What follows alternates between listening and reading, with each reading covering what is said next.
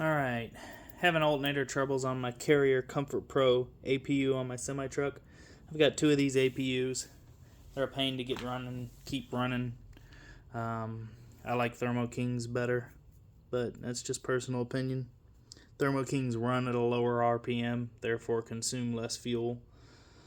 The Carrier Comfort Pro runs at a pretty high RPM in order to spin the generator head that produces your 120 volt power to power your heat and AC inside the cab of the truck.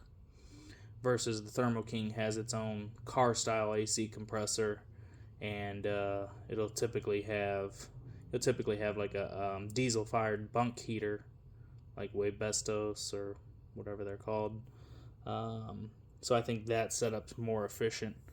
But anyway, had a problem with my alternators on both of them, so I ordered two of these for $120 a piece off an Amazon, and one quit after 2 weeks, one quit after 3. If on your Comfort Pro and you want to know if your alternator's your problem with your engine dying, if it fires up, dies right away, pull this connector off, fire it up again. If it stays running, you're good to go. You'll be generating 110 power still, and you'll be able to run your heat, AC, whatever. Just minimize your 12 volt DC loads in your truck so you don't run your batteries dead overnight, whatever. But if you plug this in and the APU fires up and dies, and then tries to fire up again and dies, your alternator's not charging. If you unplug that, it doesn't look at it anymore, and it'll stay running. Then you know your alternator's shot. So, two alternators, cheap junk failing. So one of them was an OEM Remy, so I yanked that all apart. The case was cracked, of course. Corrosion, moisture gets in between that and the stator here, and it expands and cracks the aluminum housing. So on the original Remy, I ended up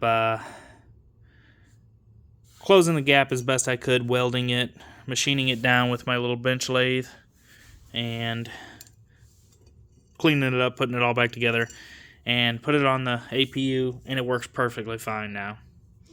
So this other one that quit, I tore it apart to figure out why it quit.